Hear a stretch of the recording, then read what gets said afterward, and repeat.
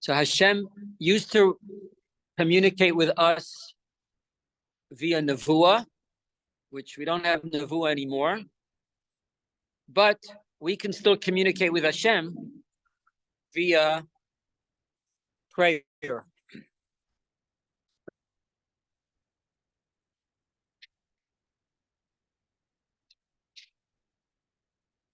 So the Rambam holds that tefillah is biblical, is midoraisa, based on a pasuk in Ekev le'avdo b'chol levavchem. Should serve Hashem with all your heart. What's avodah shebalev? It's tefillah. The Rambam says that the structure of prayer. Now we're not talking about this whole shiur is going to be not about your personal talking to God. You can talk to God anytime you want. We're talking about the formal prayer. What's in the siddur? Okay, that's what we're talking about. So the Rambam says that the structure of prayer is shevach, praise, bakashos, request, and hoda'ah, thanks. That's the structure of our Shmoneh Esrei. Shmoneh Esrei, and any prayer, whether it's Shachris, Mincha, Mariv, Shmoneh Esrei is the essence and the most important part of the prayer. Everything else is a build-up or a wind-down from to or from the Shmoneh Esrei. So that's how Shmoneh Esrei. We have 3 brachos of shevach, of praise, 13 bakashos, and then 3 of hodah, of thank you. Now, even on Shabbos, when we don't have a regular Shmoneh Esrei, we have 313, and we don't have on Shabbos personal bakashos for physical things, but we do have requests. It's not as if you can't make bakashos on Shabbos.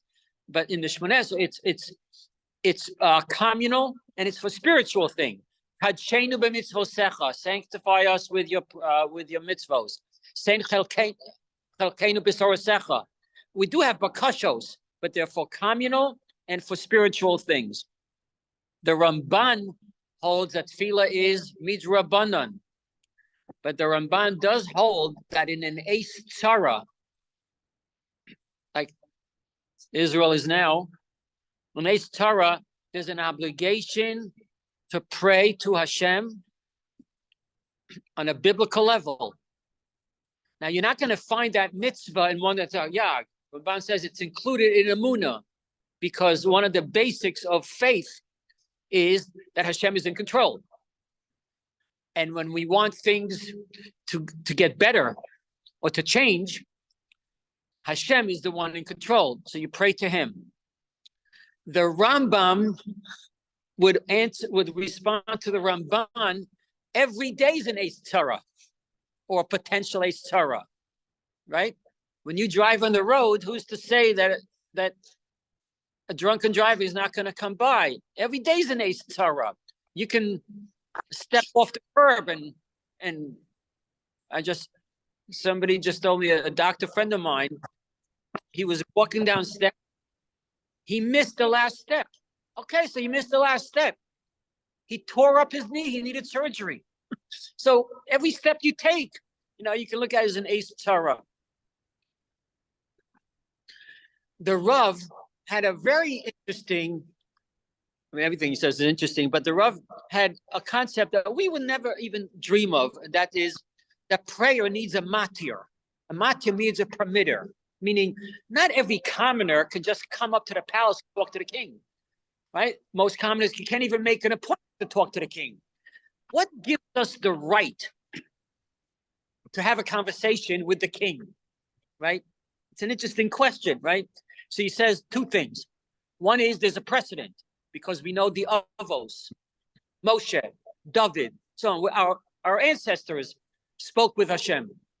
So it kind of is the legal precedent for that. Plus the concept of Malchus, in that in our brachos, we say, Baruch atah Hashem Elokeinu melech haolam, that once we acknowledge Hashem, that is a mati, that is a permitter for us to then proceed with a personal conversation. And we get very personal, because we address Hashem many times, every bracha, Baruch atah. We speak to Hashem in the second person, right? It's interesting, though, in Shmoneh Esrei, there's no melech, right?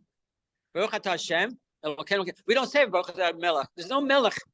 So the Rav says very interestingly, because again, the essence of Shmoneh Esrei the Bakashos. It's right. We do Shevach, we do Hoda'ah. And by the way, Shevach. Now, your first instinct is to say, well, of course, if I'm going to ask him some things, I've got to butter him up, and I've got to really build him up to make him, feel good, and then maybe he'll accept my bakasha, a form of a verbal bribe. That's not it. No, the shevach is not for God. The shevach is for ourselves.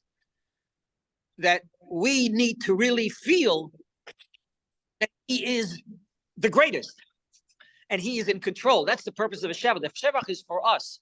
Okay. So the Rav says the reason there's no melech is because we want the bakashos to be addressed not to Hashem as the king, but to Hashem as our father, Avinu. Because you have a much better chance of having your father say yes to your request than the king. The king is very formal or very, imposing. A father, that's more of a loving relationship. So that it's fascinating that it does. None of the brachos have melech in the Shmoneh Esrei. Now it said you can pray, you can converse, you can talk with God all day long. Okay, but the formal prayers that we have in the Siddur, those were made by people who had Ruach HaKodesh. That's the Anshe Knesset Gedola in the beginning of the second Beis HaMikdash. The words they chose, the sequence of words, the sequence of prayers are all with Ruach HaKodesh. That's why the prayers are based on what they did. You and I, you could be the greatest poet, and you can be very, very, very literate, and yet if you compose a prayer, it's not going into the Siddur.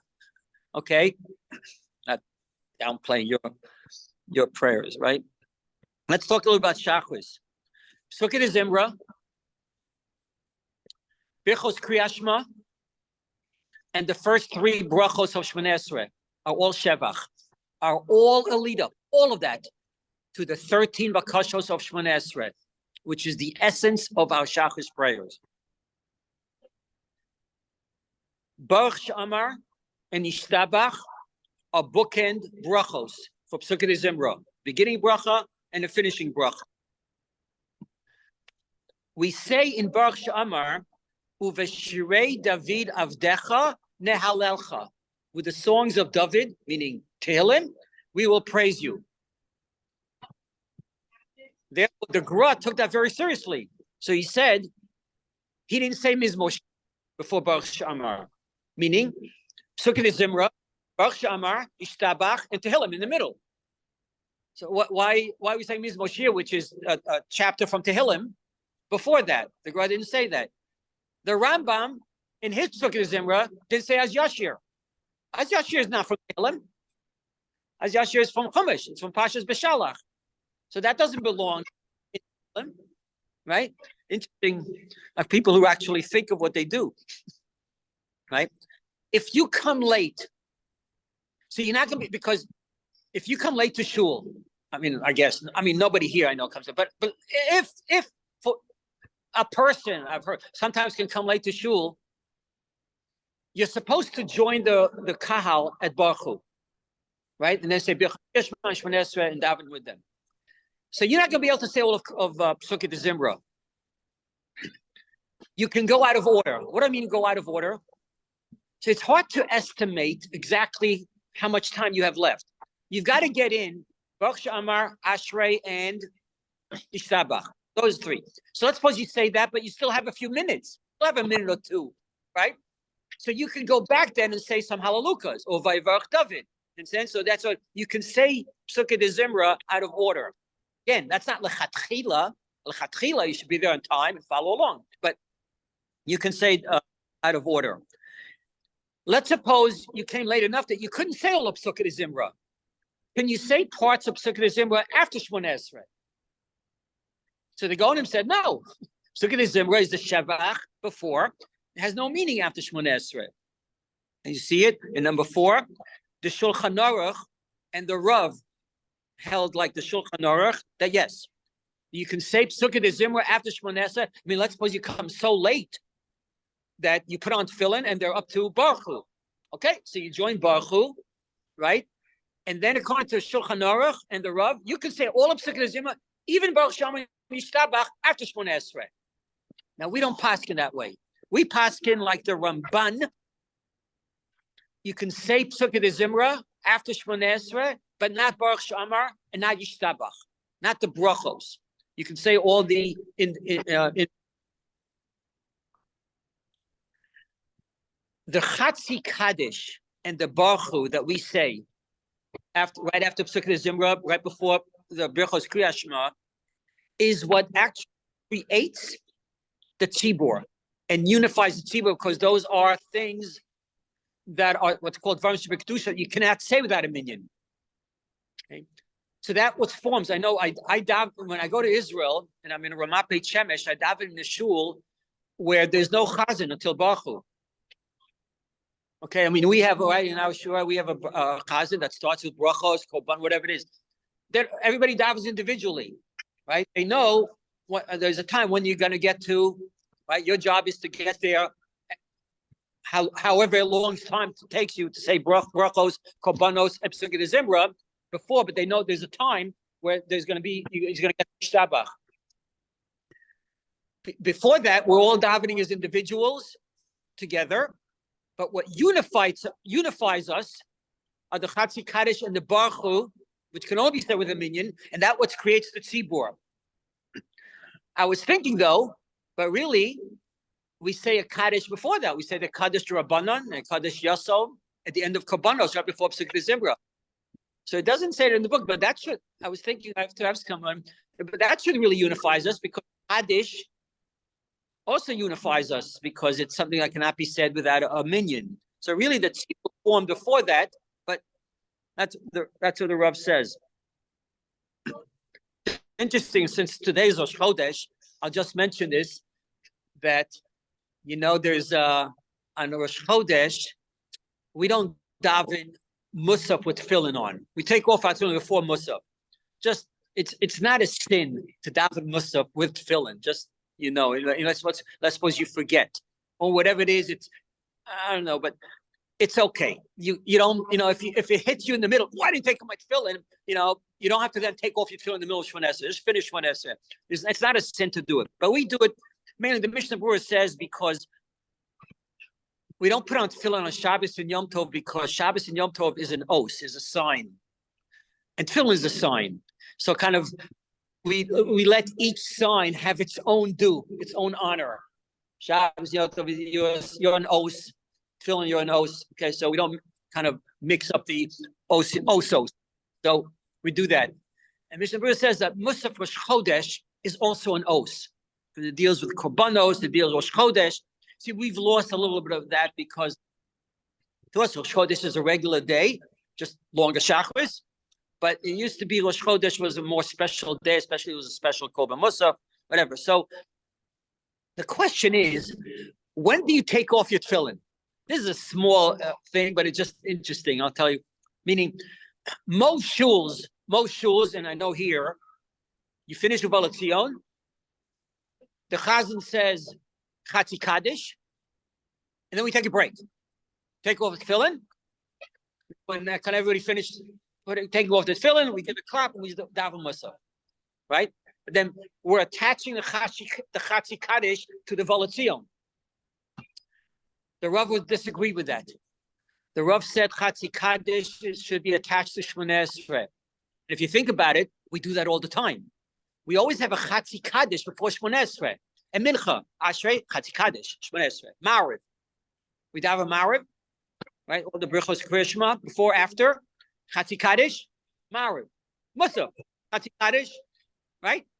Shachris, we also have a Chatzi Kaddish before Shmoneh Esrei, but we can't have it right before Shmoneh Esrei because you can't break.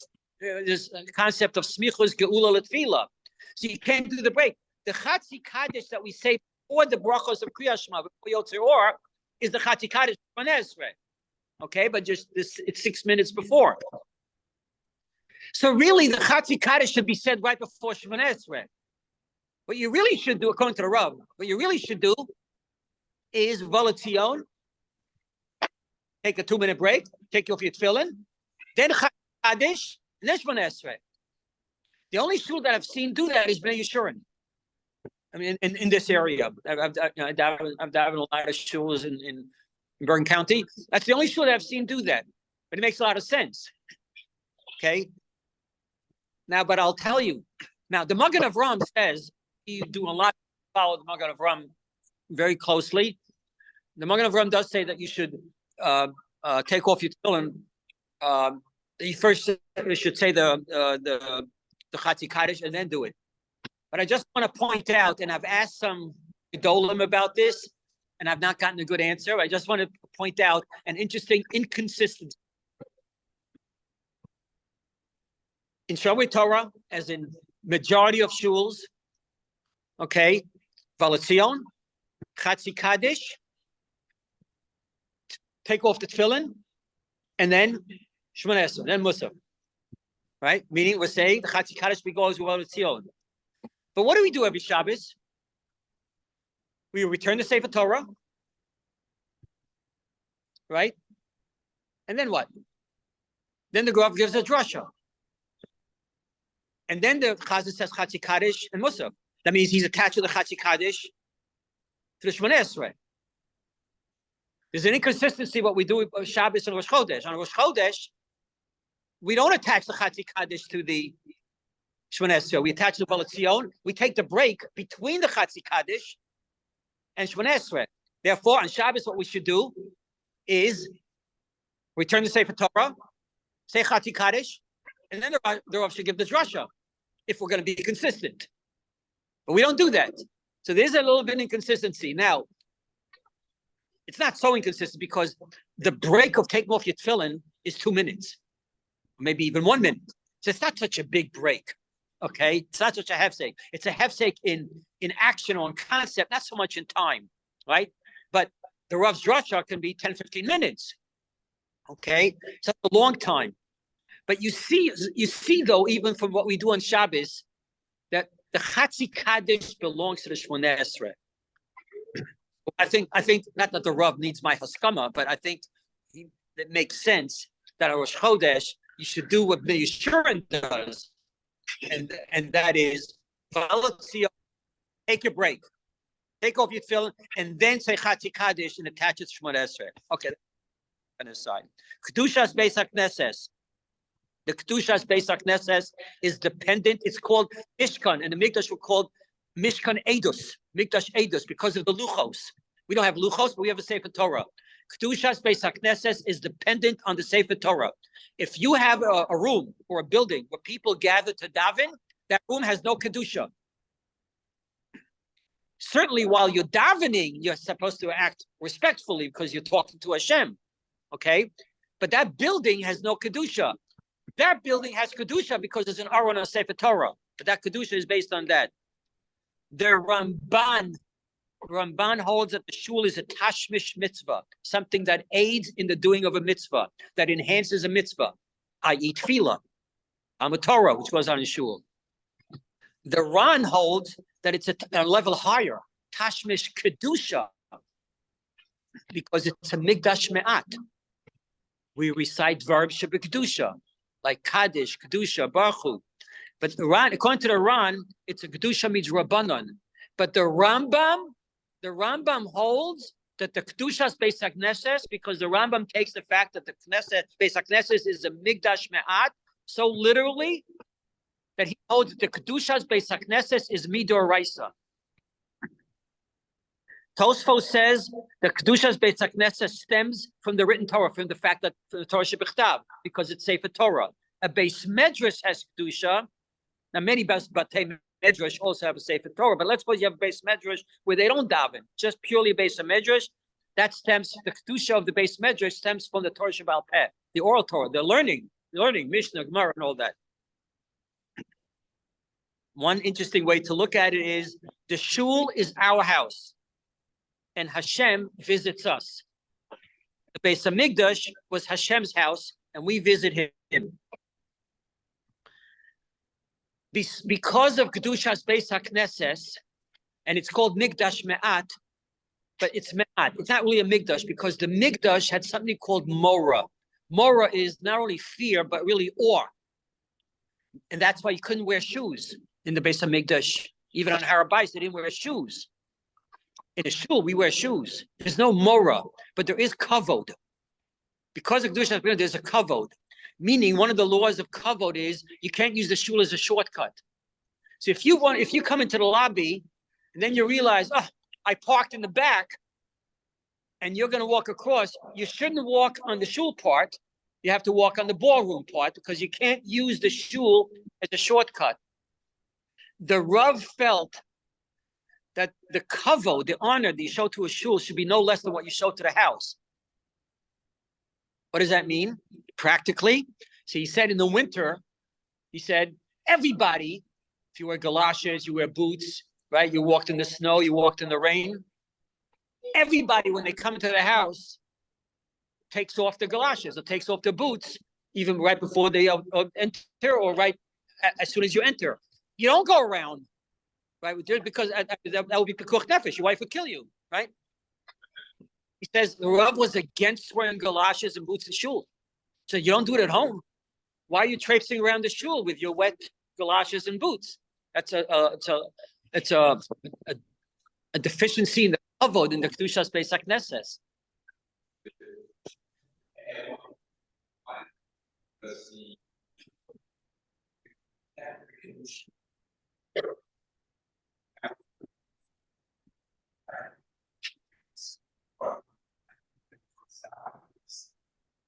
I would say that the Kedusha Beis HaKnesses is based on the Sefer Torah. I think when you bring in the Sefer Torah, as Kedusha now, right?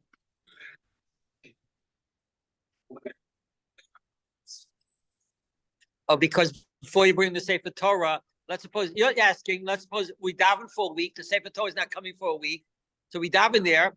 So, but there's still a makom tefillah. I mean, I guess they shouldn't play hockey during the minyan, but I guess they can play hockey afterwards because there's no Sefer Torah yet, so it doesn't have a kedusha yet. But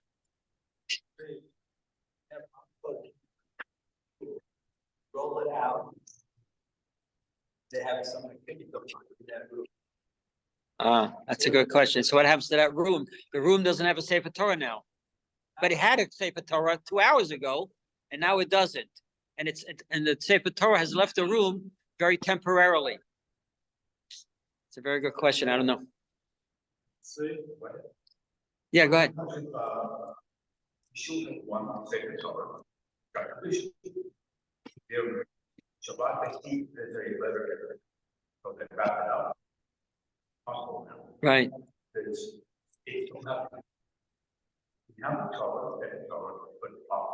Yeah, it's a good question. I think the Apostle Sefer Torah still has kedusha. It's halachically you can't reach from it, or you shouldn't reach from it. I think the presence of Apostle Sefer Torah, I think it still has kedusha. You know why? Because the majority of the Torah of the Sefer Torah is still good. It's just that one letter is missing, or defective. So I would say yes, but somebody here, yeah. I adopted the shul and I kept all the Sefer Torah the same in the hall. So early on there was no Sefer Torah in the main shul. That's better when they got the green. They brought it in on Monday and Thursday morning back out. And the other day was there during davening. I don't know. That goes back to his question. The question is a place which has a Sefer Torah, then you remove it. So do you say, oh, it lost its kedusha for those hours, days? Oh, and then a Shabbos, you bring it in, so now it has kedusha. I don't know. I'll try to find out. I'll ask. Those are good questions. Tefillah b'tzibur in shul, davening with the minyan, is it an obligation or is it just a good idea? What do I mean good idea? Because your prayers are accepted better when you daven with a minyan than when you daven alone. In fact, it's an interesting way of looking at something. I never realized it. We add the pasuk of Ashrei Yoshvei V'Secha Od Yalucha Sela to chapter 145. Tehillim 145 does not start with Ashrei. It starts to Hillel David. We add two psukim to it. We add the last pasuk of chapter 144. Tehillah David is chapter 145. We add the last pasuk of 144, and we also add the pasuk of Ashrei, which is from chapter 84. Why do we add that? Right? We have the Hallelujahs.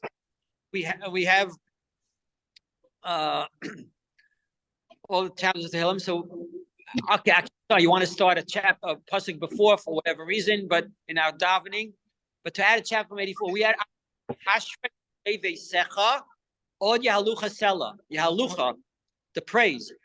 To praise Hashem, it's much better if you're Yoshvei V'Secha. If you're sitting in shul. V'Secha doesn't mean your house. It means the base HaKnesses. So we're emphasizing the pasuk of Ashrei Yoshvei V'Secha Od Yahalucha Sela. Praiseworthy are those who sit in the house of davening in a shul and praise Hashem there.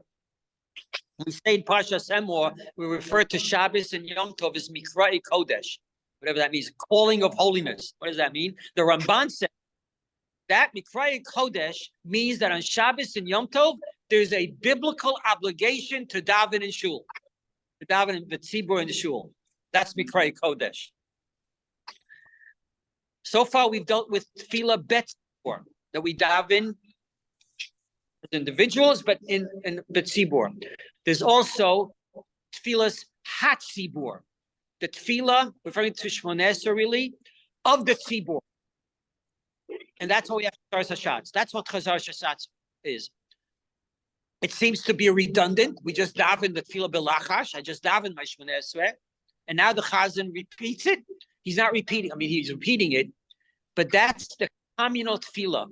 It's more important than my personal.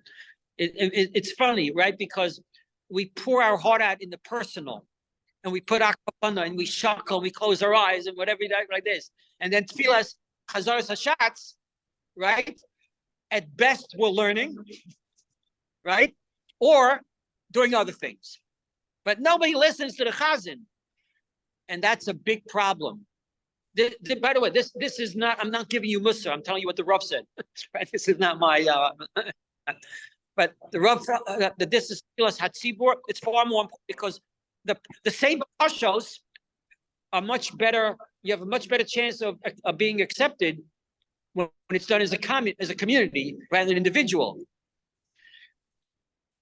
The Chazan, when he repeats Shmoneh Esrei, he's not motzi us. It's not that there's an obligation to say Shmoneh Esrei a second time. There's only an obligation to say Shmoneh Esrei one time. He's not motzi us. When we answer Amen, it's not, I want to be Yotzei with Atachonein Ladam Das, or, the bracha of Parnasa or Gula. No, I'm not. I was Yotzei by personal Shmoneh Esrei. My answering Amen during Chazar Hashatz is just to indicate, I'm with you. I'm part of the Tzibur. I'm part of this Tefillas HaTzibur. And the Rav, one of his pet peeves is that we don't take the Tefillas HaTzibur seriously enough. So much so that the Rav, if you ever daven with Rav Shechter, you'll see them. Or the Rav did this, and Rav Shechter does it too. During Tefillas HaTzibur, he stands with his feet together. Doesn't move. It's a Shmoneh Esrei. The same way he put his feet together and didn't move for Lachash, he like that. And very strongly that don't be a tzaddik during the Chazar Hashatz and open up a sefer and learn. Right? I'm all for learning Torah, right? But he held, no, this is a time where you have to listen and answer Amen to each one.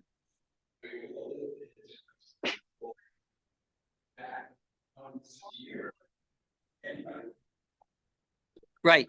So Chazar Hashatz, you're right, played a practical role for many people who didn't know Shmoneh Esrei by heart, so they never even said the Tefillas B'Lachash. Absolutely.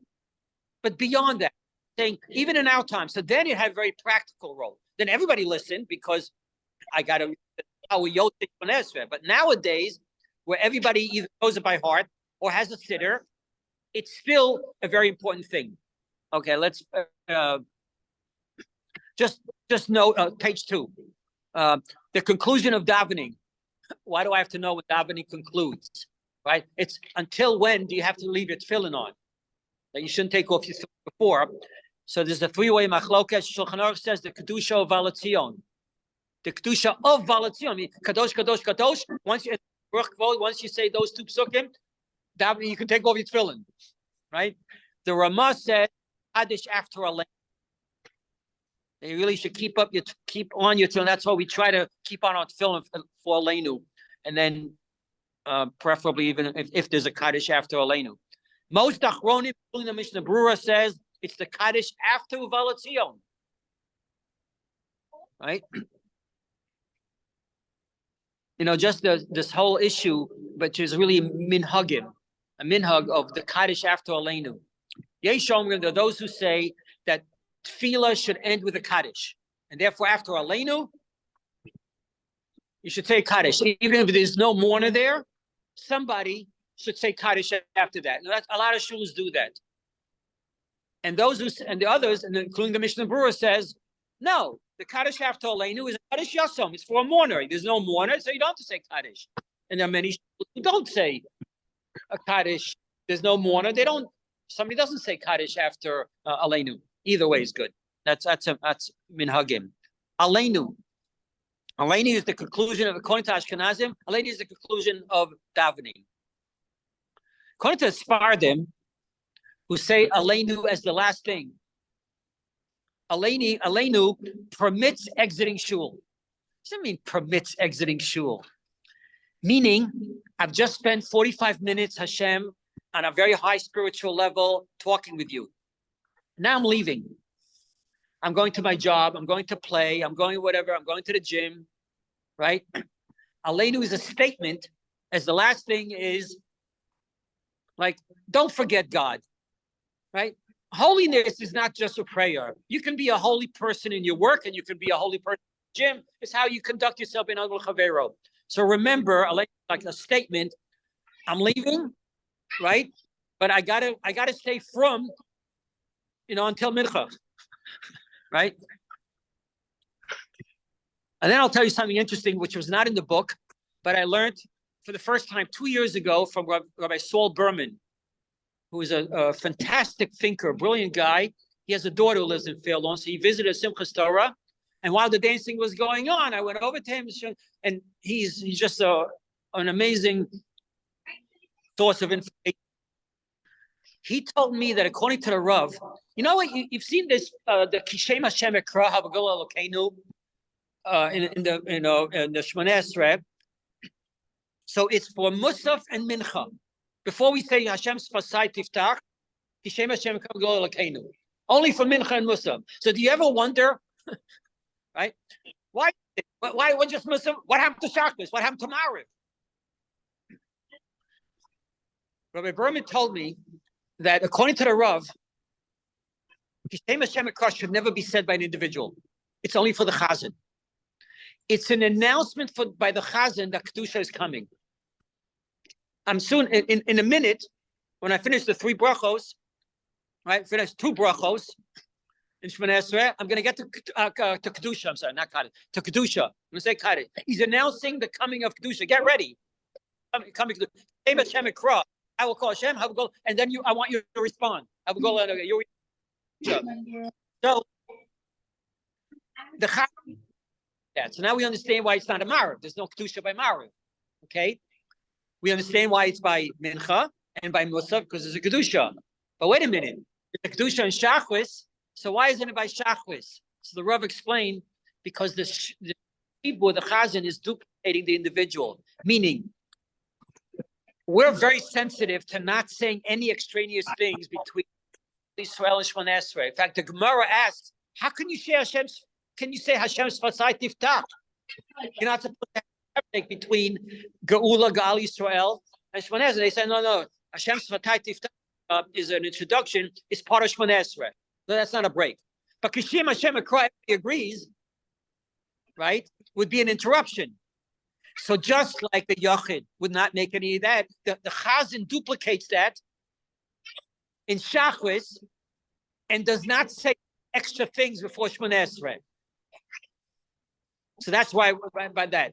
So according to the Rav, it belongs to Chazan only. The Kishem Hashem Ekra.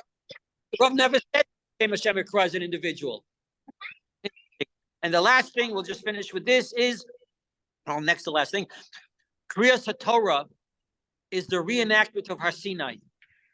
Is a weekly reenactment on Shabbos, a weekly reenactment of Matan Torah at Har Sinai. And therefore, the Rav says, again, the Rav, was a genius. But part of it was that he,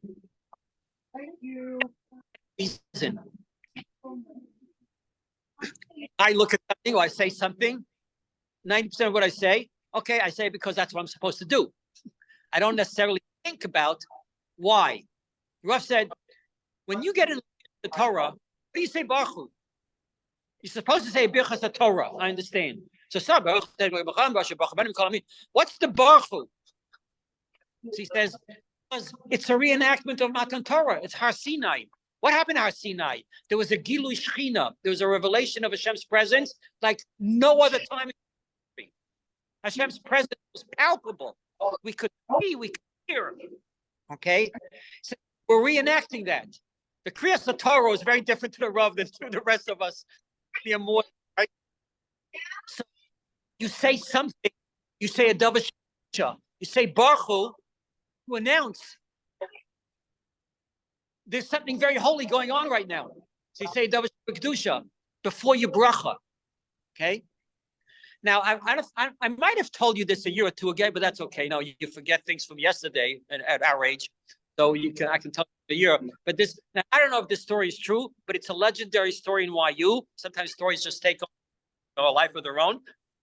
As far as the Rav also held that the Kriyas Torah is a public Talmud Torah. So the reader is really teaching Torah. Well, you as an Ole, you're really the reader. Right? Yesteryear, I got the Aliyah, read that set.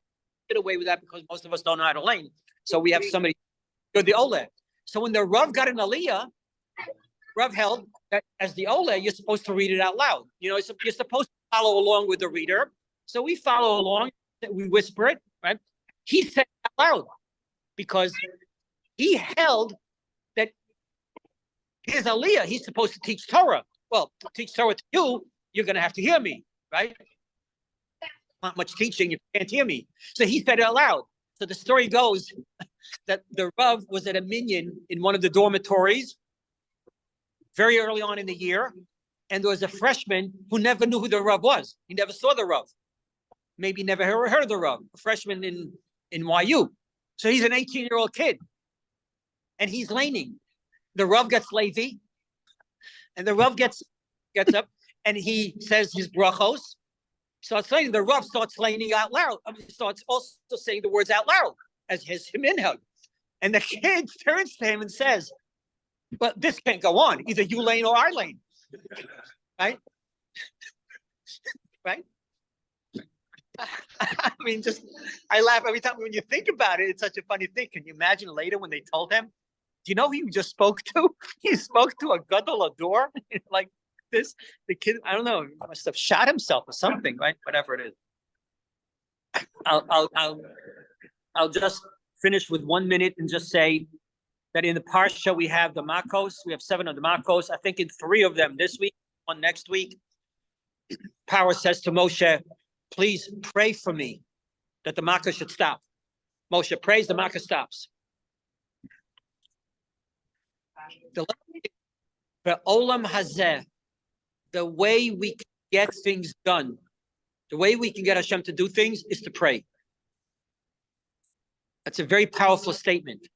Why did I say Ba'olam Hazeh? There are stories, many stories about Gedolim. There's in Rav Moshe's book, in the biography of Rav Chaim Kanievsky. They were learning. That's all they did, right? They were learning. And somebody comes over to them and says, your grandson was just hospitalized. Or my cousin got into an accident. The Rav closed his Gemara and started saying Tehillim. Why did he close his Gemara? Talmud Torah Keneged Kulam, we say every morning. Talmud Torah is the greatest mitzvah. So just say, continue learning and just say, my learning from now on should be because of the merit of the sick person. My grandson should get well.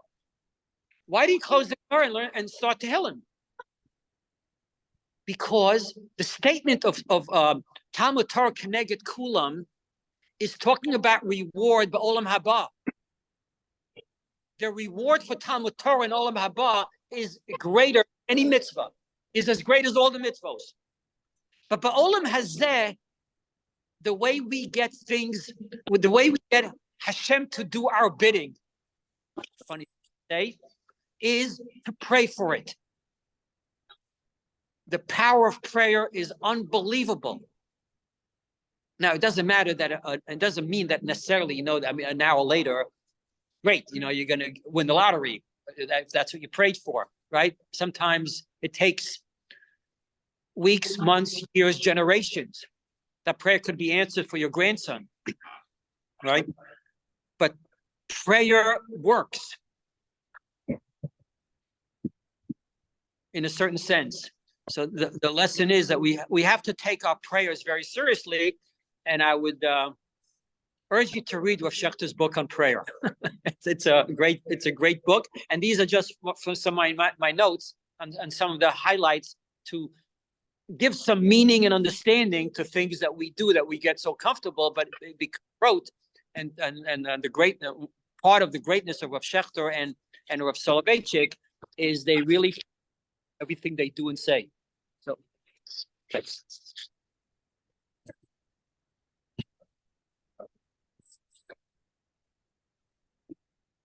Yeah. No, I didn't talk about a lot. These are just highlights. If you want to stay for 3 hours, we can